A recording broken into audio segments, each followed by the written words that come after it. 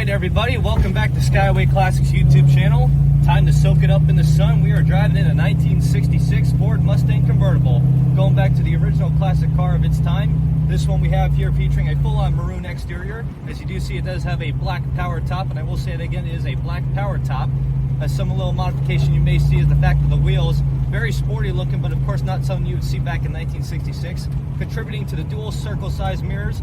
Actually better to see out than a Chevy. But other than that, as we move on to the inside, you can see it is an automatic on the floor. Some upgrades you will see is in fact the cluster there, providing you a more accurate speedometer, tachometer, all kinds of fun gauges there. Having the dual twin bucket seats, I believe they are made by TMC or some other cool off-brand, but of course the back seat is still original. Other than that, you have the customized console with built-in cup holders, retro sound style radio, keeping it old school with the vent windows and the cranks to keep it nice and tight. And of course, we have this nice little sporty style 3-spoke wooden wheel.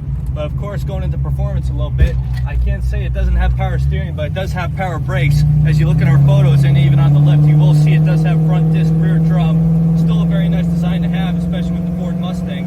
But other than that, as we sum it up underneath the engine bay, you can see it has that nice little 289 in it. Of course, one of the major upgrades that were done to the 289 was the fact that it has aluminum heads on it, providing you a little bit of better horsepower. In fact, a good demonstration will be right about now.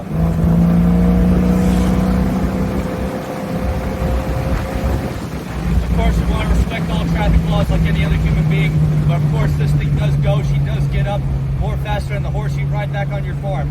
Other than that, now I think it is time we get it turned around and up on the lift. So if you have a moment, folks, just stay tuned with us to see the underneath.